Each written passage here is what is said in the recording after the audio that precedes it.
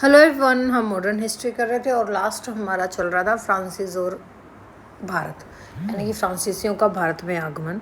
और उसमें हमने कल कर्नाटक का युद्ध, सेकंड युद्ध कर लिया था, लेकिन हमने नोट्स नहीं किए थे, हैंड रिटन ही किया था। तो देखिए, आज हम एक बार नोट्स कर लेते हैं कि सर्वोच्चता हेतु आंग्ल फ्रांसीसी संघर्ष क्या था, यानी कि अंग्रेज और फ्रांसीसी संघर्ष कैसे हुआ था।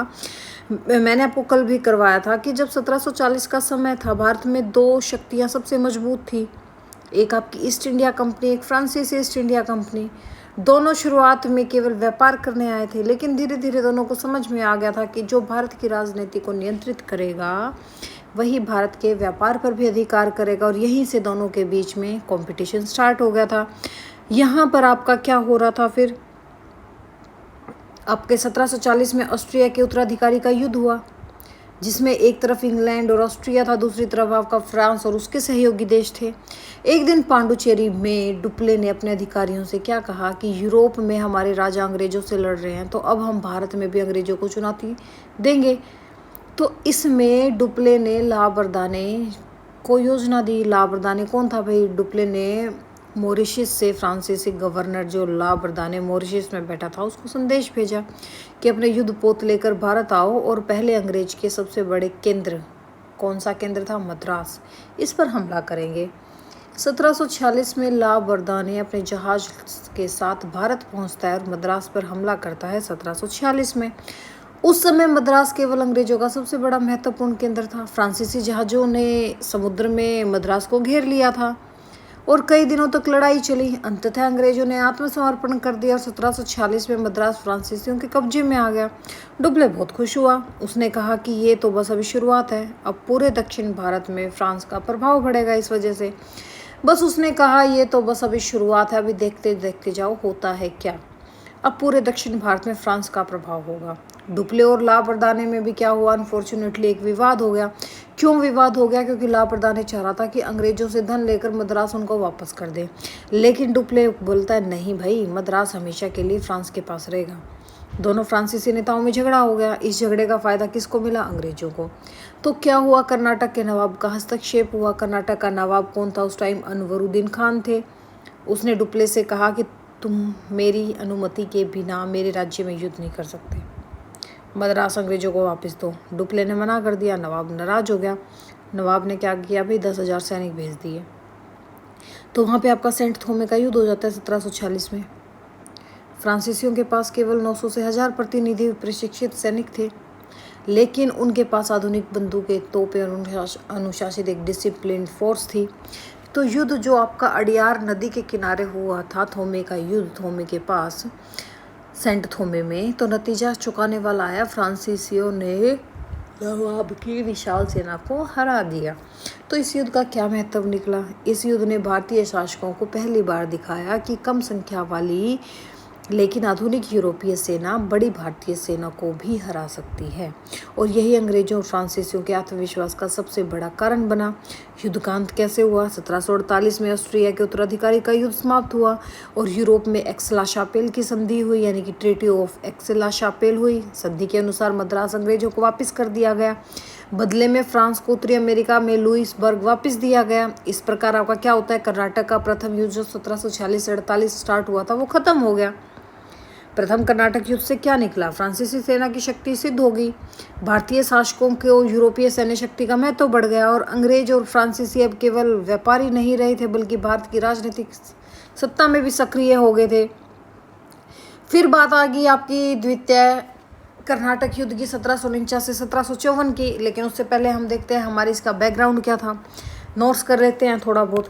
तो देखिए क्या था, 17वीं शताब्दी के अंत तक अंग्रेजों ने पुर्तगालियों व डचों के कई स्थानों से हटा दिया था, लेकिन 18वीं शताब्दी में फ्रांस एक नया प्रतिद्वंदी बनकर निकला। इसका बैकग्राउंड क्या था? 17वीं शताब्दी के उत्तरार्ध यानी कि 1674 के आसपास इन्होंने क्या किया था, सूरत में अपनी पहली फैक्ट्री लगा ली थी। 1664 में ही लगा ली थी, 74 में छोड़ो, 1664 में ही लगा ली थी। फ्रांसीसियों ने सूरत में अपनी पहली फैक्ट्री लगा ली थी और 1690-92 के दौरान उन्होंने कोलकाता में भी अपना व्यापारिक केंद्र स्थापित कर लिया था। 18वीं शताब्दी के आरंभ में 2 दशकों में फ्रांसीसी कंपनी के व्यापार में काफ़ी प्रगति हुई और फ्रेंच ईस्ट इंडिया कंपनी और ईस्ट इंडिया कंपनी के बीच संघर्ष का मुख्य कारण व्यापार में एकाधिकार और राजनीतिक नियंत्रण था। फ्रेंच ईस्ट इंडिया कंपनी का मनोवर्स यानी कि उनका गोल क्या था? व्यापार। यद्यपि आरंभ में फ्रेंच ईस्ट इंडिया कंपनी का मनोवैश्य केवल व्यापार था, फिर भी उसने अपनी गतिविधियों के माध्यम से राजनीतिक उद्देश्यों को भी साधने का प्रयास किया और इसमें उन्होंने 1742 ईस्वी में पांडिचेरी के गवर्नर ने यूरोप की राजनीति में जब उथल पुथल का लाभ उठाने के लिए भारतीय राजनीति में हस्तक्षेप करना आरंभ कर दिया। कौन था उस टाइम? आपका डुप्ले साहब था। 1746 ईस्वी में फ्रांसीसियों ने मद्रास पर कब्जा कर लिया, जिससे यह स्पष्ट हो गया कि उनका लक्ष्य केवल व्यापार नहीं बल्कि राजनीति पर स्थापित करना था। तो देखिए 1664 में ये लोग आते हैं और 1664 में स्थापित भी करना चाहते हैं, लेकिन 1668 में इन्होंने अपनी पहली फैक्ट्री प्रॉपर बना के यहाँ पे स्टार्ट कर दी थी। ठीक है। 1690-92 में कलकत्ता बंगाल में फ्रांसीसी व्यापारिक केंद्र स्थापित किए गए। 1742 ईस्वी में पांडिचेरी के गवर्नर ने भारतीय राजनीति में हस्तक्षेप किया। 1746 में फ्रांसीसियों ने मद्रास पर कब्जा कर लिया। 1740 से 1763 आपका अंग्रेज वर्सेस फ्रांसीसी संघर्ष चलता रहा। कर्नाटक युद्ध का काल था। 1763 में आपकी पेरिस की संधि हुई। फ्रांसीसी भारत में केवल कुछ व्यापारिक केंद्र रखने तक ये सीमित था। अब आप एक चीज़ देखना कि भारत में इसका क्या प्रभाव पड़ा। दक्षिण भारत में फ्रांसीसियों ने अपनी राजनीतिक महत्वाकांक्षा को बढ़ाया। उन्होंने भारतीय शासकों के उत्तराधिकारियों के विवाद में हस्तक्षेप किया और वे भारतीय नवाबों और शासकों की सहायता के बहाने अपनी सेनाएं भेजते थे। ठीक है। आगे देखो, आंग्ल फ्रांसीसी संघर्ष को दक्षिण भारत में कर्नाटक के युद्ध के नाम से जाना जाता है। इस संघर्ष ने भारत में ब्रिटिश सत्ता के मार्ग को प्रशस्त किया था और अंततः ब्रिटेन यानी कि आपका जो ब्रिटेन था, ब्रिटिश भारत के वास्तविक शासक बन गए तथा फ्रांसीसियों को केवल कुछ केंद्र जैसे पांडिचेरी, कराईकल, माहे, यामन, चंद्रनगर तक सीमित होना पड़ा। ये तो वही था कि भी इन्होंने सूरत में अपनी पहली फैक्ट्री कब स्थापित की थी? 1668 में की थी, जब इनका आगमन हुआ था। कलकत्ता में फ्रांसीसी, मैं 1664 बोल रही थी ना, 1664 नहीं 1668। कलकत्ता में फ्रांसीसी केंद्र 1690-92 के दौरान स्थापित हुआ था। फ्रांसीसी कंपनी का उद्देश्य व्यापार के साथ राजनीतिक नियंत्रण स्थापित करना था। फ्रांसीसियों का भारत में स्वरूप क्या था? उन्होंने भारत में अपना स्वरूप एकीकृत न होकर, एकीभूत न होकर, इंटीग्रेट ना होकर स्वतंत्र रियायतों के रूप में विकसित किया। सभी यूरोपीय कंपनियों को हटाकर दक्षिण भारत में राजनीति अभियानों का कार्य के उद्देश्य क्या था? राजनीतिक प्रभुत्व स्थापित करना। संघर्ष के कारण क्या थे? वही व्यापार पर एकाधिकार, मसालों पर एकाधिकार, भारतीय शासकों के उत्तराधिकारी के विवादों में हस्तक्षेप किया। संघर्ष इसी वजह से हुआ। क्षेत्रीय प्रभुत्व की लाल साथी किलाबंदी कर रहे थे, सैन्य शक्ति का विस्तार कर रहे थे। ठीक है, ये तो आपने देख लिया, इसको मैं अब दोबारा नहीं करवाऊंगी कि कैसे क्या क्या चीज़ हुई थी। अब हम बात करते हैं हमारे कर्नाटक का युद्ध। ठीक है, तो देखिए प्रथम कर्नाटक युद्ध जो हमने समझ लिया है, लेकिन उसको थोड़ा सा और समझ लो। 1740 से 1748 तक की कहानी। कारण क्या था? यूरोप में ऑस्ट्रियन उत्तराधिकारी का युद्ध चल रहा था। 1740 से 48 में हुआ था, जिसका प्रभाव किस पर पड़ा? इसका प्रभाव हमारे भारत पर भी पड़ा। क्योंकि लड़ भिड़ तो ये यूरोप में रहे थे, लेकिन असर किस पे पड़ता है? असर पड़ा आपके भारत पर। और अंग्रेज और फ्रांसीसी भारत में समर्थक भारतीय शासकों के साथ मिलकर अपना प्रभुत्व स्थापित करना चाहते थे। कर्नाटक के नवाब थे जो अनवरुद्दीन खान के उत्तराधिकारी के प्रश्न पर भी संघर्ष हुआ। संघर्ष का विवरण क्या था? जो फ्रांसीसी गवर्नर डुप्लेक्स थे, आपके डुप्ले थे, इन्होंने भारतीय राजनीति में सक्रिय हस्तक्षेप किया, बहुत सक्रिय हस्तक्षेप किया। उसने जैसे यहाँ पर चंदा साहिब का समर्थन किया, जो अनवरुद्दीन खान का दावेदार था। कल समझाया था ना अच्छे से। और अंग्रेजों ने मोहम्मद अली यानी कि जो अनवरुद्दीन का पुत्र था उसका समर्थन किया। अमरुद्दीन का पुत्र था मोहम्मद खान, इसका समर्थन किसने किया था भाई? अनवरुद्दीन ने किया था। जब लास्ट में ये मोहम्मद अली भाग जाता है केरल। ठीक है, 1746 में क्या हुआ? डुप्ले ने मद्रास आपका फोर्ट सेंट जॉर्ज पर अपना कब्जा कर लिया था। 1746 में किया। अंग्रेजों ने सेंट डेविड के किले में शरण ले ली भाई फिर। ठीक है, कैडलोरे के पास है सेंट डेविड का जो किला था, वहाँ इन्होंने शरण ले ली।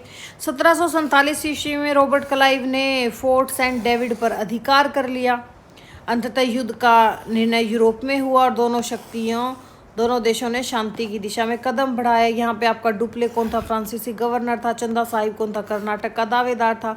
मोहम्मद अली कौन था? अनवरुद्दीन का पुत्र था। और रॉबर्ट क्लाइव कौन था? अंग्रेज का अधिकारी था। ये दोनों बटरे थे, ये दोनों एक साइड थे, ये दोनों एक साइड थे। तो ये तो याद करने की ट्रिक है कि डुप्ले ने साथ दिया चंदा को, मोहम्मद अली का किया विरोध, क्लाइट ने सेंट डेविड को जीता, फिर हुई शांति और ख़त्म हुआ युद्ध। ये तो सिर्फ याद करने की ट्रिक है भाई, अपनी हर इंसान की अपनी अपनी ट्रिक होती है। एक्सला सापेल की संधि कब होती है जिससे ये युद्ध समाप्त हुआ? 1748 में हुआ। इस संधि से प्रथम कर्नाटक युद्ध क्या हुआ है? समाप्त हुआ है। कौन सी संधि से? एक्सला शापेल की संधि। इस संधि की शर्तें क्या थी? कि मद्रास अंग्रेजों को लौटा दिया गया और दोनों पक्षों ने युद्ध पूर्व की स्थिति बहाल करने पर सहमति दी। किसी भारतीय शासक के उत्तराधिकारी के विवाद में भविष्य में हस्तक्षेप न करने का वचन दिया गया और दोनों कंपनियों को अपने व्यापारिक केंद्र रखने की अनुमति मिली। फिर बात आती है आपकी द्वितीय कर्नाटक युद्ध की। 1749 से पहले 2 किश्तों में चला ये, 1751, फिर दोबारा 1754 और 55 में। 55 में तो नहीं, 54 में तो लगा लो, लगभग ये खत्म ही हो गया था। तो देखो क्या होता है, 1748 में जब आपका प्रथम कर्नाटक युद्ध समाप्त हुआ, ये शांति सिर्फ ऊपर ऊपर की थी, लेकिन अंदर ही अंदर अंग्रेज हो चाहे फ्रांसीसी दोनों क्या सोच रहे थे कि अब सीधे युद्ध नहीं बल्कि भारतीय राजाओं के उत्तराधिकार के झगड़ों का फायदा उठाएंगे। इसी समय दक्षिण भारत में 2 बड़े विवाद शुरू हो गए। पहला विवाद था कौन सा? आपका हैदराबाद का विवाद, कल किया था हमने। पहला विवाद कौन सा था? आपका हैदराबाद का विवाद था। लिख नहीं रखा क्या इसमें हैदराबाद का? ये सिर्फ कारण थे ना हैदराबाद का विवाद, ठीक है। पहला विवाद क्या था? हैदराबाद का। लास्ट लेक्चर कर लेना, लास्ट लेक्चर में मैंने करवा रखा है। तो क्या हुआ था भाई, हैदराबाद में 1748 में निजाम उल मुल्क आसफ जहां प्रथम की मृत्यु हो जाती है। अब सवाल उठा कि नया निजाम कौन बनेगा? 2 दावेदार थे, एक तो मुजफ्फर जंग और एक नासिर जंग। नासिर जंग था बेटा जहां प्रथम का और मुजफ्फर जंग था इसका पोता। अब सेकंड विवाद हो रहा था आपके कर्नाटक में। कर्नाटक के नवाब जो अनवरुद्दीन खान थे, जिनकी वजह से मद्रास में इन्होंने अंग्रेजों की साइड से युद्ध भी किया, ये बंदा मारा जाता है भाई, मर गया। लेकिन इसका एक दूसरा दावेदार भी था, कौन था? चंदा साहिब। कर्नाटक का जो नवाब था वो अनवरुद्दीन खान शासन कर रहा था, मरा नहीं था, पहले शासन ही कर रहा था, बाद में मरा ये। लेकिन एक दूसरा दावेदार था चंदा साहिब, वह पहले नवाब बनने का सपना देख चुका था, अब फिर मौका ढूंढ रहा था। तो डुप्ले ने क्या चाल चली, जो आपका फ्रांसीसी था, अगर मैं दावेदारों की मदद करूं तो वे जीतने के बाद मेरे कहने पर चलेंगे। इसीलिए इसने समर्थन दिया मुजफ्फर जंग का हैदराबाद में और चंदा साहिब का कहाँ? कर्नाटक में। अंग्रेजों ने क्या चाल चली? अंग्रेज थोड़ी घाट थे, इन्होंने भी घाट घाट का पानी पिया है। अंग्रेजी भी चुप नहीं बैठे, इन्होंने समर्थन दे दिया नासिर जंग और मोहम्मद अली का। मोहम्मद अली अनवरुद्दीन का पुत्र था, ठीक है, और नासिर जंग का इन्होंने हैदराबाद में साथ दे दिया। नासिर जंग वही है आपका महमूद, ठीक है। तो यहाँ पे अंबूर का युद्ध हो गया। अंबूर का युद्ध कब होता है? अंबूर का युद्ध हो गया आपका 1749 को। 1749 को क्या हुआ आपके? अंबूर का युद्ध हो गया।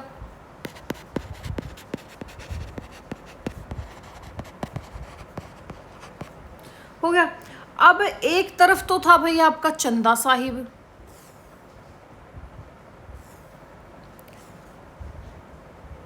वैसे इसमें मेरे को नोट्स में मेंशन करना चाहिए था, इसमें मैंने नोट्स में मेंशन नहीं किया भाई, नहीं किया तो यहाँ कर लो। देखो क्या कहानी हो रही थी, वैसे मैं आपको कल करवा चुकी हूँ, कल वाली क्लास कर लेना, उसमें कंप्लीट था, मैं थोड़ा थोड़ा समझा देती हूँ। जब अंबूर का युद्ध हुआ 1749 में, तो एक साइड तो क्या था आपका? चंदा साहिब था, ये उनकी साइड है फ्रांसीसियों वाले। मुजफ्फर जंग था और आपके फ्रांसीसी थे। दूसरी तरफ आपका अनवरुद्दीन था और ब्रिटिश थे। यही थी युद्ध में, ये मारा जाता है भाई। और यहाँ पे जो ये चंदा साहिब है, ये कर्नाटक का नवाब बन गया। और जो मोहम्मद अली था इसका पोता, वो कहाँ भाग जाता है? अनवरुद्दीन का पोता, अनवरुद्दीन का नहीं, जहाँ प्रथम का निजाम था जो हैदराबाद का, जो ये मोहम्मद अली है, ये मोहम्मद अली भाग जाता है आपका त्रिचनापल्ली में। कहाँ भाग जाता है? त्रिचनापल्ली में। ये बंदा भाग गया त्रिचनापल्ली में, शरण ले ली। और आपके हैदराबाद में क्या हो रहा था? हैदराबाद में फ्रांसीसियों ने मदद किसकी की? मुजफ्फर जंग की थी। लेकिन कुछ समय बाद क्या होता है भाई, इस मुजफ्फर जंग की मृत्यु हो जाती है। अब फ्रांसीसियों ने यहाँ पे सुल्तान बना दिया था सलाबत जंग को। सुल्तान कह दो, निजाम कह दो। अब सलाबत जंग फ्रांसीसियों ने यहाँ पे क्या बना दिया? निजाम। अब डुप्ले का प्रभाव आपके हैदराबाद और कर्नाटक दोनों पर था। डुप्ले बहुत खुश हो गया था। अब दक्षिण भारत पर लगभग फ्रांस का प्रभाव आ गया था। तो अंग्रेजों ने नई चाल चली। क्या चाल चली? जो ये मुजफ्फर अली आपका त्रिचनापल्ली भाग गया था, रॉबर्ट क्लाइव ने क्या किया? उधर मोहम्मद अली अभी भी त्रिचनापल्ली में घिरा हुआ था। अंग्रेजों का जो एक अधिकारी था रॉबर्ट क्लाइव, इसने क्या कहा कि अगर हम सीधे त्रिचनापल्ली जाएंगे तो हार सकते हैं, हमें चंदा साहिब की राजधानी पर हमला करना चाहिए। यह एक नया साहसी विचार था। तो यहाँ पे क्या करते हैं ये लोग? अकार्ट का हमला कर देते हैं। अकार्ट पर हमला कर देते हैं। अकार्ट पर हमला कब करते हैं? 1751 में करते हैं। 1751 में क्लाइव केवल 200 अंग्रेज और 300 भारतीय सैनिकों के साथ अकार्ट पहुंचता है। चंदा साहिब को विश्वास ही नहीं हुआ कि इतनी छोटी सेना हमला करेगी। क्लाइव के बिना अधिक प्रतिरोध के अकार्ट पर कब्जा कर लिया और अकार्ट की घेराबंदी कर ली। चंदा साहिब ने अपना बेटा था जो इसके बेटे का नाम क्या था? चंदा साहिब के बेटे का नाम था राजा साहिब। राजा साहिब को बड़ी सेना के साथ अकार्ट भेज दिया। लगभग 53 दिनों तक ये घेराबंदी चली। ठीक है, बारिश भी हुई, भोजन भी कम हुआ, लेकिन क्लाइव ने हार नहीं मानी भाई। अंत में राजा साहिब हार गया। युद्ध का क्या रिजल्ट निकला? अब कई भारतीय शासकों को लगा कि अंग्रेज भी फ्रांसीसी जितने शक्तिशाली हैं। धीरे धीरे चंदा साहिब के जितने भी साथी थे वो उसको छोड़ने लगे। और 1752 में क्या होता है? चंदा साहिब पकड़ा जाता है। चंदा साहिब का साथ किसने दिया था? डुप्ले ने दिया था। चंदा साहिब पकड़ा जाता है और क्या हो जाता है? इसकी हत्या कर देता है रॉबर्ट क्लाइव। अब जो ये मोहम्मद अली था, मोहम्मद अली जो आपका त्रिचनापल्ली में था, ये बनता है आपके कर्नाटक का नवाब। अब ये क्या बन गया? ये बन गया कर्नाटक का नवाब। यहाँ पे क्या होती है? डुप्ले की हार होगी। डुप्ले हार गया। डुप्ले ने बहुत धन और सेना ज़्यादा खर्च कर दी थी भाई, लेकिन अपेक्षित सफलता उसे नहीं मिल रही थी। तो फ्रांस सरकार ने क्या कहा कि भारत में इतना खर्च करने का कोई लाभ नहीं है। और 1754 में क्या होता है? 1754 में डुप्ले को वापस बुला लिया। वापस गया, ये फ्रांस चला गया। अब डुप्ले, इसका सपना अधूरा रह गया। फिर उसके बाद आपके मैंने बताया था कि पांडिचेरी की संधि हुई। पांडिचेरी की संधि कब हुई? 1754 में होगी थी ना। तो अंग्रेज और फ्रांसीसियों के बीच समझौता हुआ, दोनों ने अस्थायी शांति स्वीकार की। और यहाँ से क्या होता है? इस संधि के बाद आपका द्वितीय कर्नाटक युद्ध खत्म हो जाता है। तो चलो अब हम बात करते हैं द्वितीय कर्नाटक युद्ध की।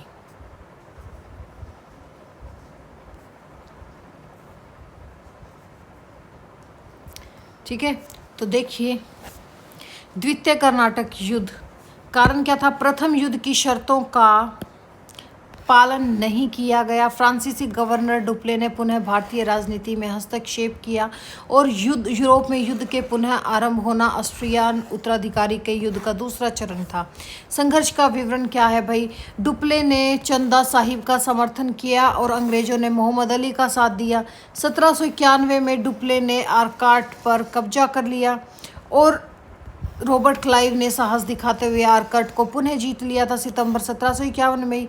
ये युद्ध क्लाइव ने अपने साहस के लिए, काफ़ी प्रसिद्ध है इसका ये युद्ध कर्नाटक और दक्कन के अनेक भागों में लड़ा गया। दोनों पक्षों में भारी हानि हुई। अंत में यूरोप में शांति के कारण यहाँ पे भी शांति स्थापित हुई। किसके साथ हुई थी? आपके 1754 के किसके साथ? पांडिचेरी की संधि के साथ।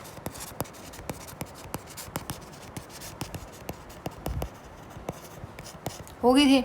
अब देखो 1751 में आरकाट का युद्ध हुआ। रॉबर्ट क्लाइव की बहादुरी के लिए प्रसिद्ध है। द्वितीय कर्नाटक युद्ध का कोई निर्णायक विजेता नहीं हुआ। दोनों कंपनियों की आर्थिक स्थिति कमजोर हो गई थी। अब करते हैं हम डिटेल, आपका प्रथम कर्नाटक युद्ध पूरा डिटेल है, अब आपको अच्छे से समझ में आ जाएगा। देखिए प्रथम कर्नाटक युद्ध 1740 ईस्वी में यूरोप में ऑस्ट्रियन उत्तराधिकारी का युद्ध छिड़ गया था। इंग्लैंड और फ्रांस इस युद्ध के प्रमुख प्रतिद्वंदी थे। इसका असर भारत पे भी पड़ रहा था और भारत में अंग्रेज और फ्रांसीसियों के बीच में कंपटीशन स्टार्ट हो गया। दोनों शक्तियां भारत में अपने अपने प्रभाव का विस्तार करने लगी। युद्ध के कारण क्या थे? यूरोप के युद्ध का प्रभाव भारत पर पड़ रहा था। फ्रांसीसी गवर्नर जो डुप्ले थे, उनकी नीति थी विस्तारवादी नीति थे। भारतीय राज्यों के आंतरिक विवादों में हस्तक्षेप कर रहे थे और आर्थिक और सामरिक प्रभुत्व की होड़ लगी हुई थी। युद्ध कैसे हुआ? कर्नाटक का क्या महत्व था? कर्नाटक दक्षिण भारत के नवाब अनवरुद्दीन की मृत्यु जब 1740 ईस्वी के बाद हो गई तो इनके उत्तराधिकारी का विवाद शुरू हो गया था। इस विवाद में फ्रांसीसी और अंग्रेजों ने अपने अपने समर्थक और उम्मीदवारों को चुना। जैसे आपका चंदा साहब फ्रांसीसी समर्थक था, मोहम्मद अली अंग्रेज समर्थक था और मद्रास पर फ्रांसीसियों का कब्जा ऑलरेडी था। तो 1746 ईस्वी में फ्रांसीसी गवर्नर डुप्ले ने ला बोर्डे के नेतृत्व में अंग्रेजों की बस्ती आपकी जो मद्रास थी, जहाँ पे आपका सेंट जॉर्ज का किला था, वहाँ पे हमला कर दिया। अंग्रेजों ने बिना प्रतिरोध के मद्रास किला फ्रांसीसियों को सौंप दिया। यह फ्रांसीसियों की एक बड़ी सफलता थी। और परीक्षा के लिए क्या है, ये तो कुछ नहीं है, छोड़ो इसको। तो फिर देखिए नेक्स्ट स्टेप क्या होता है। फिर सेंट डेविड का किला जो कडलोर में था, वहाँ पर आक्रमण होता है। 1746 ईस्वी में फ्रांसीसियों ने अंग्रेज के सेंट डेविड किले पर भी आक्रमण किया। कहाँ किया भाई? फ्रांसीसियों ने अंग्रेजों के सेंट डेविड किले पर इन्होंने अटैक किया और यह किला कुछ समय के लिए फ्रांसीसियों के हाथ में रहा। अब अडियार का युद्ध जो 1746 में हुआ था, रॉबर्ट क्लाइव के नेतृत्व में अंग्रेजों ने मोहम्मद अली का साथ देते हुए फ्रांसीसी सेना को अडियार नदी के किनारे पराजित कर दिया। कहाँ कर दिया था अडियार का युद्ध? 1746 में। सेंट डेविड के किले पर आक्रमण 1746 में, ठीक है। तो रॉबर्ट क्लाइव के नेतृत्व में अंग्रेजों ने मोहम्मद अली का साथ देते हुए फ्रांसीसी सेना को अडियार नदी के किनारे पराजित किया और ये अंग्रेजों की फ्रांसीसियों के खिलाफ पहली जीत थी। फिर चंदा साहब की मौत हो जाती है भाई 1749 में। तंजावुर के राजा के साथ युद्ध में चंदा साहब मारा जाता है। इससे मोहम्मद अली की स्थिति मजबूत होगी और फ्रांसीसियों की पराजय की शुरुआत होगी। डुप्ले और ला बुरदान के बीच में मतभेद बढ़ने लगे। फ्रांस से सैनिक सहायता नहीं मिल पाई और अंग्रेजों ने यूरोप में पर्याप्त सहायता मिल रही थी अंग्रेजों को। तो यूरोप में युद्ध की समाप्ति कैसे होती है? 1748 में ऑस्ट्रियन उत्तराधिकारी का युद्ध समाप्त हो जाता है। आपकी एक संधि होती है, एक्स-ला-शापेल की संधि, और यही संधि से भारत में भी शांति होगी। इस चीज़ को याद कर लेना कि कब क्या चीज़ हुआ था। ये टाइमलाइन मैंने आपको दे दी है। फिर देखिए प्रथम कर्नाटक युद्ध की समाप्ति एक्स-ला-शापेल की संधि से हुई थी। संधि की पृष्ठभूमि क्या थी? 1748 में यूरोप में ऑस्ट्रेलियन उत्तराधिकारी की समाप्ति के बाद भारत में शांति आवश्यकता महसूस की गई। फ्रांस और इंग्लैंड के बीच में एक्स-ला-शापेल की संधि संपन्न हुई। संधि के प्रावधान भारत पर भी मजबूत किए गए। संधि की मुख्य शर्तें क्या थी? दोनों देश जो फ्रांस और इंग्लैंड है, एक दूसरे से छीने गए प्रदेशों को लौटाएंगे। फ्रांसीसियों द्वारा छीना गया मद्रास अंग्रेजों को वापस कर दिया गया। सेंट डेविड का किला भी अंग्रेजों को लौटाया गया। दोनों कंपनियां भारत में पहले की तरह व्यापार कर सकती थी। भारतीय राज्यों के आंतरिक मामलों में हस्तक्षेप न करने का वचन दिया। इस संधि का परिणाम क्या हुआ? फ्रांसीसियों के हाथ प्राप्ति सभी सफलताएं चली गई भाई, जैसे मद्रास चला गया, सेंट डेविड का किला चला गया और अंग्रेजों को फिर से अपने व्यापारिक केंद्र मजबूत करने का अवसर मिल गया। फ्रांसीसी और अंग्रेजों के बीच स्थायी शांति नहीं रही क्योंकि इनके बीच में कॉम्पिटिशन समाप्त नहीं हुआ था। ठीक है, तो देखो क्या था प्रथम युद्ध का महत्व, तो मैंने आपको समझा दिया था। 1740 ये टाइमलाइन, इस चीज़ को याद रख लेना कि कब क्या चीज़ हुई थी, मोस्ट इम्पोर्टेंट है। ठीक है, 1740 में ऑस्ट्रियन उत्तराधिकारी का युद्ध हो रहा था यूरोप में। 1742 में डुप्ले आ गया भाई भारत में फ्रांसीसी गवर्नर बन के। 1746 में मद्रास पर फ्रांसीसियों का कब्जा हुआ। 1746 में अडियार का युद्ध हुआ जहां अंग्रेज सफल हुए। 1746 में सेंट डेविड किले पर फ्रांसीसियों का कब्जा हो गया कुछ टाइम के लिए। 1749 में चंदा साहब की मौत होगी। 1748 में यूरोप में युद्ध समाप्त हो गया, शांति वार्ता प्रारंभ हुई और 1748 में एक्स-ला-शापेल की संधि हुई। अब आ जाते हैं हम हमारे द्वितीय कर्नाटक युद्ध कहाँ गया भाई? सेकंड कर्नाटक वॉर कहाँ गया? सेकंड कर्नाटक वॉर का मैंने नहीं किया क्या भाई? कर्नाटक तो होना चाहिए था पेरिस। अच्छा ठीक है मिल गया। अब आ गया आपका द्वितीय कर्नाटक युद्ध 1749 से 1752 51 और 55 देखो क्या था। प्रथम कर्नाटक युद्ध की एक्शला शापेल की संधि 1748 में समाप्त हो गई थी। उससे शांति स्थापित हो गई थी, परंतु भारत में अंग्रेज और फ्रांसीसियों के बीच में प्रतिस्पर्धा चल रही थी। 1749 में यूरोप में ऑस्ट्रिया के उत्तराधिकारी का युद्ध प्रारंभ हुआ, जिसका प्रभाव भारत में भी दोबारा से पड़ा और द्वितीय कर्नाटक युद्ध फिर से छिड़ गया।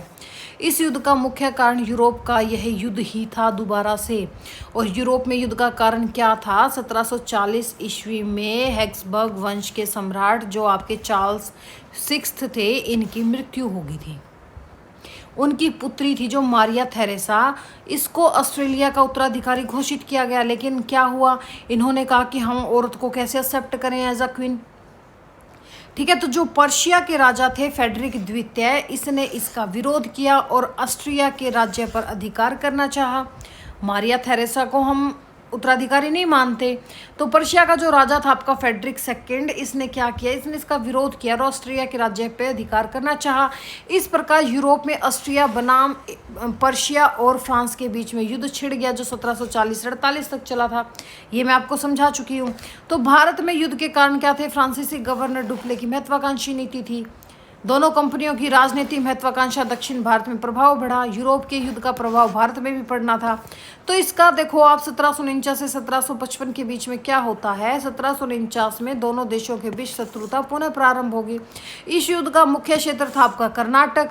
फ्रांसीसी गवर्नर जो आपका डुप्ले था, इसने भारतीय नीति को अपनाते हुए भारतीय रियासतों के उत्तराधिकारी के विवादों में हस्तक्षेप करना स्टार्ट कर दिया। डुप्ले का उद्देश्य क्या था कि भारतीय राज्यों में फ्रांसीसी प्रभुत्व स्थापित करना तथा अंग्रेजों को दक्षिण भारत से बाहर निकालना।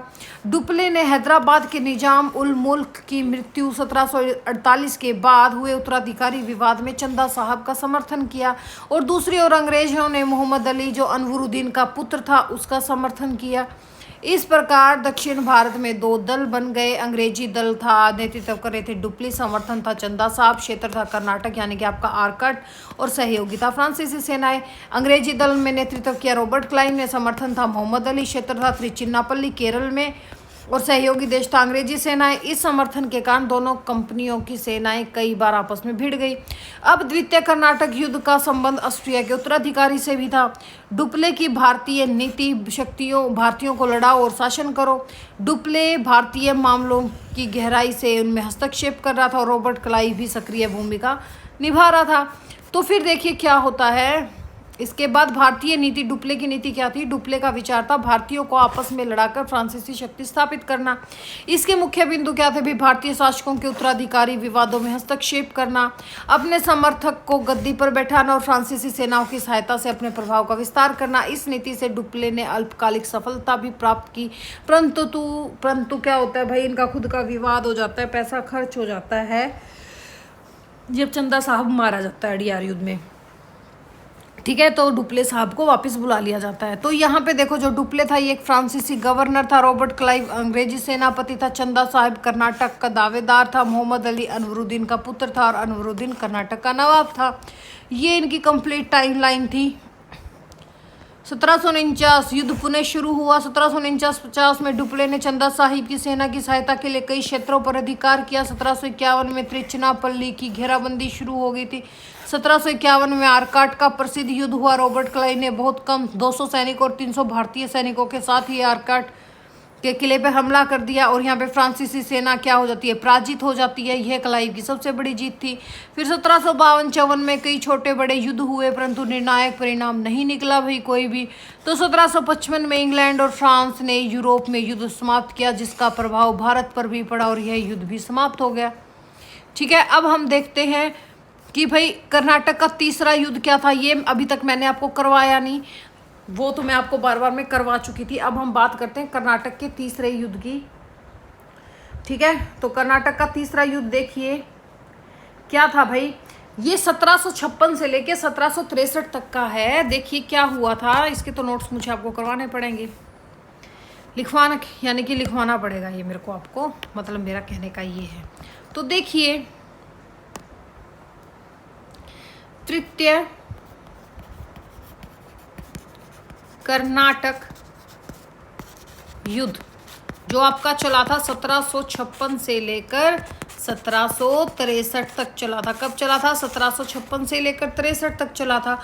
हुआ क्या था भाई, 1754 में डुप्ले को फ्रांस वापस बुला लिया।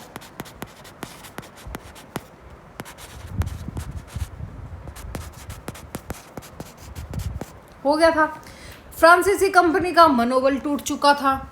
लेकिन तभी 1756 ईस्वी में यूरोप में एक बड़ा युद्ध स्टार्ट हो गया, जो था फेमस है आपका सप्तवर्षीय युद्ध के नाम से जाना जाता है।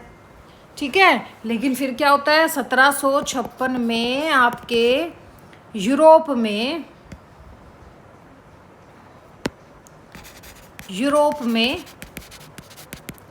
7 ईयर्स वॉर, जिसको हम बोलते हैं सप्तवर्षीय युद्ध स्टार्ट हुआ। जब ये सप्तवर्षीय युद्ध स्टार्ट हुआ, इस सप्तवर्षीय युद्ध में आपके एक साइड थे आपका इंग्लैंड और आपका पर्शिया, ये था। और दूसरी साइड कौन था? फ्रांस, ऑस्ट्रिया, रूस। दूसरी साइड हो गई ये 1756 में। युद्ध यूरोप में ही शुरू हुआ, लेकिन इसका असर पूरी दुनिया में फैल गया, तो भारत भी इससे छूता कहाँ रहना था। फ्रांस की आखिरी उम्मीद क्या थी? फ्रांस के राजा ने कहा कि भारत में हमारी शक्ति अभी पूरी तरह खत्म नहीं हुई, हमें एक ऐसा सेनापति चाहिए जो अंग्रेज को अंतिम बार चुनौती दे सके। इसके लिए चुना गया आपके किसको? अब भारत में जो नया आपका आता है कौन? काउंट डी लैली। लैला में लैला आगी लैला, ठीक है, लैली से याद कर लो, लैला से याद कर लो। काउंट डी लैला आता है। कब आता है? ये 1758 में भारत आता है। और वह बहुत बहादुर था, लेकिन स्वभाव में कठोर और क्रोधी था। लैली ने क्या प्लान बनाया? भारत पहुंचते ही लैली ने अपने अधिकारियों से कहा कि इस बार केवल व्यापार नहीं, अंग्रेजों को भारत से बाहर निकालेंगे। तो उसने सबसे पहले अंग्रेजों के इस महाशय ने सबसे पहले क्या किया? अंग्रेजों का एक किला है सेंट डेविड का किला, फोर्ट सेंट डेविड, इस पर अटैक कर दिया। कुछ ही समय में एक किला फ्रांसीसियों के कब्जे में आ गया और फ्रांसीसी सेना का उत्साह बढ़ गया भाई। फिर इसका नेक्स्ट टारगेट क्या था? अब इसका नेक्स्ट टारगेट आ गया आपका मद्रास। लैली ने क्या कहा कि अगर मद्रास जीत लिया तो अंग्रेजों की कमर टूट जाएगी, रीढ़ की हड्डी टूट जाएगी। तो इसने 1758-59 में मद्रास की क्या कर ली? घेराबंदी कर दी। मद्रास की घेराबंदी कर दी। लेकिन समस्या शुरू हो गई, फ्रांसीसियों की परेशानियां। लैली के पास धन कम था, सैनिकों को वेतन नहीं मिल रहा था, खाना और गोला बारूद की भी कमी थी। उसने पांडिचेरी के अधिकारी से मदद मांगी। उसने कहा कि हमारे पास भी पैसे नहीं हैं। लैली ने हैदराबाद से भी सहायता मांगी, लेकिन वहाँ फ्रांसीसी प्रभाव पहले जैसा था ही नहीं। तो अंग्रेजों की तैयारी जोर शोर से चल रही थी। अब यहाँ पे ब्रिटिश का कौन था? ब्रिटिशर्स तो जो था ब्रिटिश का, वो था आपका भाई सर आयरकुट था यहाँ पे। यहाँ कौन था? आयरकुट। इस आयरकुट को दक्षिण भारत भेज दिया। अंग्रेजों को समुद्र से लगातार सहायता मिल रही थी। अंग्रेजी जो आपकी नौसेना थी फ्रांसीसियों से बहुत ज़्यादा शक्तिशाली थी। तो यहाँ पर आपका युद्ध होता है कौन सा? वांडीवाश का युद्ध।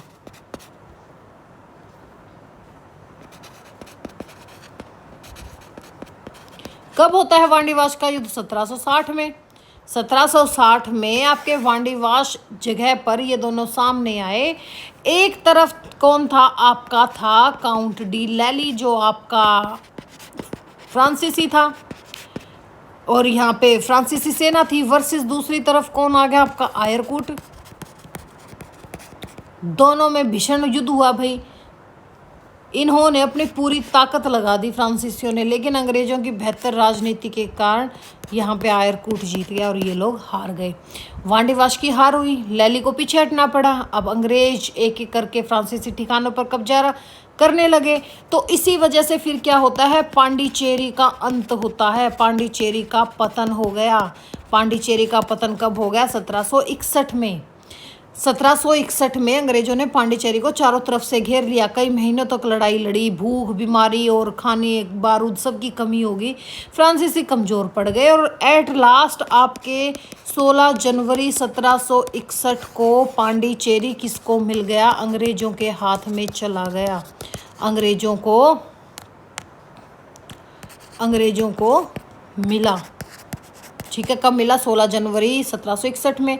और ये भारत में फ्रांसीसी साम्राज्य का ये लगा लो कि लगभग अंत था। फिर यूरोप में भी युद्ध चल रहा था। यूरोप में जो सप्तवर्षीय युद्ध चल रहा उसका 1763 में क्या होता है? यूरोप में हो जाती है पेरिस की संधि। क्या होती है? ट्रीटी ऑफ पेरिस, यानी कि पेरिस की संधि होगी अब 1763 में यूरोप में। संधि में क्या कहा गया कि पांडिचेरी, चंद्रनगर, माहे, यनम, कारकेल फ्रांस को वापस मिले। लेकिन फ्रांस को इन स्थानों पर किलेबंदी करने के लिए बड़ी सेना रखने की अनुमति नहीं थी।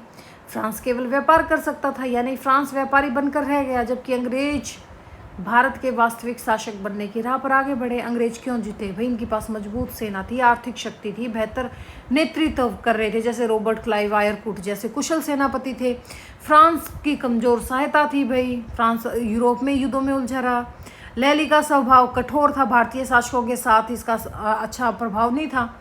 तो तृतीय कर्नाटक युद्ध में क्या हुआ? भारत में फ्रांसीसी राजनीतिक शक्ति समाप्त हो गई। अंग्रेज भारत की सबसे शक्तिशाली यूरोपियन शक्ति बन गई।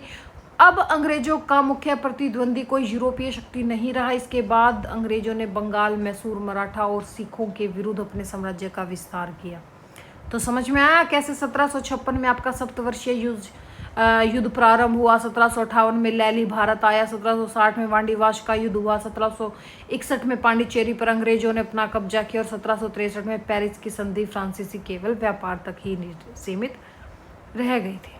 ठीक है, तो 1763 की जो पेरिस की संधि थी, इसके बाद अंग्रेजों ने क्या सोचा, अगर हम फ्रांस को पूरी तरह भारत से निकाल देंगे तो भविष्य में यूरोप में समस्या हो सकती है, इसलिए उन्हें कई छोटे छोटे व्यापारिक केंद्र में रहने देते हैं, लेकिन राजनीतिक शक्ति नहीं देंगे। फ्रांस भी समझ चुका था कि अब अंग्रेजों से भारत में सत्ता की लड़ाई जीतना संभव नहीं है, इसलिए उन्होंने इनकी संधि स्वीकार कर ली।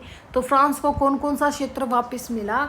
तो फ्रांस को 1763 में जब पेरिस की संधि हुई तो यहाँ पर इनको पांडिचेरी दिया गया। पांडिचेरी फ्रांस को मिला, जैसे आपका चंद्रनगर था। ठीक है, और आपका कारिकल था, चावल और समुद्री व्यापार होता था भी कोरोमंडल तट पे। माहे हो गया, यनम हो गया। लेकिन यहाँ पे एक बड़ी शर्त क्या थी कि तुम इन स्थानों पर रह सकते हो, लेकिन ना तो इनकी किलेबंदी करोगे, ना बड़ी सेना रखोगे, ना भारतीय राजनीति में हस्तक्षेप करोगे, केवल व्यापार करोगे। फिर ये पांचों क्षेत्र लगभग 190 साल तक फ्रांस के पास रहे। और जब 1947 में हमारा भारत आज़ाद हुआ था, तब भी ये फ्रांसीसी क्षेत्रों में शामिल थे। बाद में स्थानीय लोगों ने भारत में शामिल होने की इच्छा जताई, तो 1954 में फ्रांस ने क्या किया, इन क्षेत्रों का प्रशासन भारत को सौंप दिया।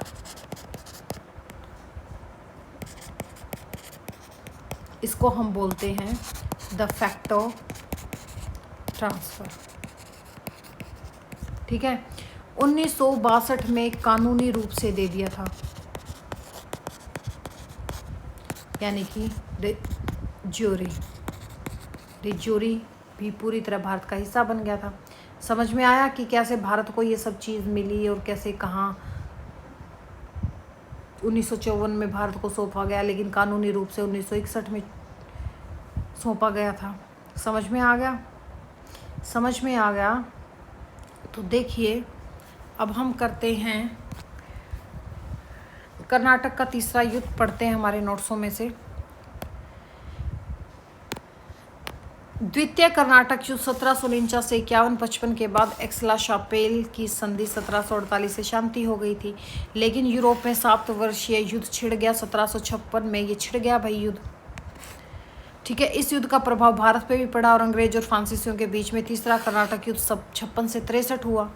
इस युद्ध का स्वरूप पहले के मुकाबले अधिक व्यापक और निर्णायक रहा। इस युद्ध में अंग्रेजों ने भारत फ्रांसीसी सत्ता का अंत कर दिया। युद्ध के कारण क्या थे? यूरोप का 1756 का 7 ईयर्स वॉर था। फ्रांसीसियों का भारत में अपने खोए हुए प्रभाव को पुनः स्थापित करने का प्रयास था। अंग्रेजों और फ्रांसीसी शक्ति पूर्णतः समाप्त करने का निश्चय किया और भारतीय शासकों पर प्रभाव और समर्थन प्राप्त करने की होड़ थी। ये इसकी टाइमलाइन है जो मैं आपको करवा चुकी हूँ कंप्लीट, देख लेना। 1756 में 7 वर्षीय युद्ध होता है। 1757 में लाली भारत आता है। 58 में क्या होता है? लाली ने मद्रास पर आक्रमण कर देता है, यानी कि जो आपका सेंट फोर्ट जॉर्ज का किला था, सेंट डेविड का किला था, इन पर अटैक कर दिया। 1758 में अंग्रेजों ने पांडिचेरी पर चढ़ाई कर दी। 1760 में पांडिचेरी अंग्रेजों के हाथ लग गया और 1761 में लाली को पकड़ लिया गया और पांडिचेरी में ही इनको फांसी दे दी गई। 1763 में पेरिस की संधि के साथ ये युद्ध समाप्त हो जाता है। ठीक है, तो क्या होता है? 1757 में आपके लाली साहब का आगमन होता है। ठीक है, मद्रास का आक्रमण होता है 1758 में। कंप्लीट करवा चुकी है, दोबारा करवाने की ज़रूरत है? आई गेस मुझे तो ज़रूरत है नहीं, अगर आप लोगों को करने की ज़रूरत है तो कर लो।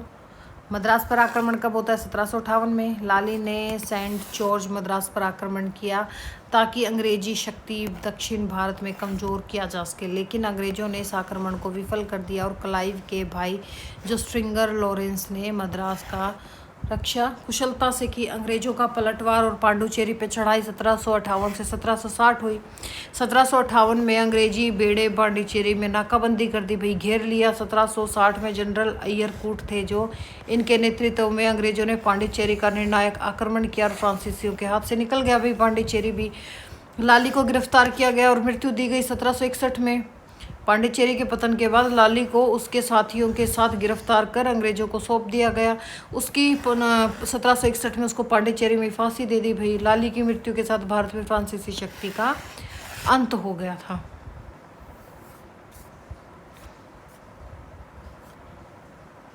ये तो वही चीज़ है, पढ़ लेना। जिसको चाहिए वो नोट्स मैं सेंड कर दूंगी, मुझे कमेंट कर देना। फिर देखिए, पेरिस की संधि मैं आपको करवा चुकी हूँ कि कैसे पेरिस की संधि हुई थी, भारत में फ्रांसीसियों का पतन कैसे हुआ था, पेरिस की संधि क्या चीज़ हुई थी। तो देखो, पहले हम करते हैं पेरिस की संधि, समझ लो, सुन लो। 1760 में जब वांडीवाश का युद्ध हुआ तो युद्ध में अंग्रेजों ने फ्रांसीसियों को हरा दिया। इसके बाद अंग्रेज एक एक करके फ्रांसीसी ठिकानों पर कब्जा करने लग गए थे। जब इन्होंने कब्जा किया तो सबसे बड़ा झटका लगा 16 जनवरी 1761 में। पांडिचेरी भी भारत के इसके अंग्रेजों के हाथों चला गया। अब भारत में फ्रांस के पास लगभग कोई मजबूत आधार नहीं बचा। उधर यूरोप में 7 वर्षीय युद्ध 1756 से 63 आपका चल रहा था। इस युद्ध में दोनों देशों को काफ़ी नुकसान हुआ। शांति की आवश्यकता थी, तो 1763 में शुरुआत में ही फ्रांस इंग्लैंड के शासकों ने सोचा लगातार युद्ध से केवल धन और सैनिक नुकसान होता जा रहा है, अब शांति करनी चाहिए। तो दोनों देशों के प्रतिनिधि फ्रांस की राजधानी पेरिस पहुंचते हैं। बहुत दिनों तक बातचीत चली और लास्ट में 10 फरवरी 1763 को आपकी क्या होती है? पेरिस की संधि होती है। कब होती है? 10 फरवरी 1763 को पेरिस की संधि होती है। संधि के पक्षकार कौन थे? एक और आपके ब्रिटेन थे, दूसरी ओर आपका फ्रांस था। ठीक है, यहाँ पे शर्तें क्या की गई कि फ्रांस को कुछ बस्तियां वापस मिली भारत में, जैसे पांडिचेरी, चंद्रनगर, कारकेल, माहेयनम, ये भारत को वापस दे दिया गया। फ्रांस ने कनाडा प्रदेश को ब्रिटेन को सौंप दिया। फ्रांस ने भारत में अपने सभी किलों और बस्तियों को छोड़ दिया, चंद्रनगर को छोड़कर। लेकिन सबसे बड़ी शर्त क्या थी? अंग्रेजों ने साफ कहा कि अब तुम भारत में राजनीति नहीं करोगे, इसलिए फ्रांस पर यह प्रतिबंध लगाए, ना कोई किलेबंदी होगी, ना कोई सेना रखाई जाएगी और भारतीय राजाओं के उत्तराधिकारियों के झगड़ों में हस्तक्षेप नहीं करोगे, सिर्फ अपना बिजनेस कर लो। अंग्रेजों की सर्वोच्चता स्वीकार कर ली। ठीक है, अंग्रेजों की सर्वोच्चता स्वीकार कर ली गई। इस संधि के बाद स्पष्ट हो गया कि भारत में अब सबसे शक्तिशाली यूरोपियन शक्ति अंग्रेज रह गई। और संधि के बाद क्या होता है, जब फ्रांसीसी अधिकारी पांडिचेरी लौटे तो एक अधिकारी ने कहा कि हमें अपना शहर तो वापस मिल गया, लेकिन हम यहाँ केवल व्यापारी हैं, शासक नहीं है। दूसरे ओर मद्रास में अंग्रेज अधिकारियों ने खुशी मनाई। उन्होंने क्या कहा कि अब हम भारत में हमारा सबसे बड़ा यूरोपियन प्रतिद्वंदी समाप्त हो गया। यहीं से अंग्रेजों का पूरा ध्यान भारतीय राज्य बंगाल, मैसूर, मराठा और सिख राज्यों की ओर लगा दिया। तो पेरिस की संधि का महत्व क्या हुआ? अंग्रेजों के लिए भारत में अंग्रेजी सर्वोच्चता स्थापित हो गई, सबसे बड़ा यूरोपीय प्रतिद्वंदी समाप्त हो गया, साम्राज्य विस्तार का रास्ता साफ हो गया। और फ्रांसीसियों के लिए क्या हुआ? व्यापारिक केंद्र तो मिले लेकिन राजनीतिक शक्ति समाप्त हो गई और भारत में साम्राज्य स्थापित करने का सपना टूट गया। तो पेरिस की संधि कब हुई थी? 10 फरवरी 1763 को, सप्तवर्षीय युद्ध के अंत के साथ। ठीक है, अब हम बात करेंगे, अब हम कनाडा किसको मिला था? ब्रिटेन को मिला था ना। अब हम बात करते हैं फ्रांसीसियों के पतन के कारण क्या क्या थे, क्या रीज़न थे भाई इनका पतन हुआ।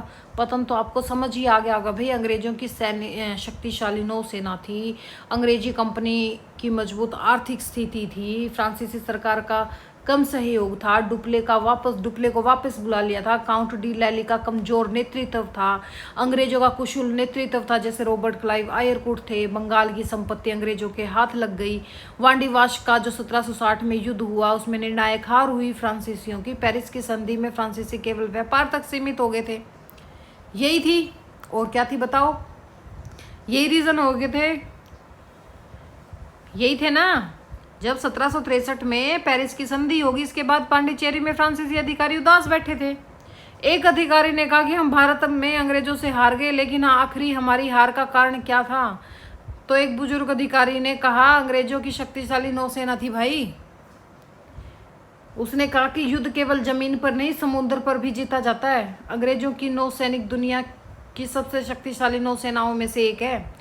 वे यूरोप में आसानी से सैनिक, हथियार, धन, भोजन भारत पहुंचा सकते हैं, लेकिन फ्रांसीसी जहाज कई बार अंग्रेजों द्वारा रोक दिए जाते थे।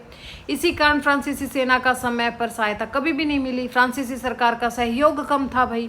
फ्रांसीसी ईस्ट इंडिया कंपनी आर्थिक संकट में थी। फ्रांस की सरकार यूरोप के युद्धों में व्यस्त रहती थी। भारत के लिए ना पर्याप्त धन भेजा गया, ना ही पर्याप्त सैनिक भेजे गए।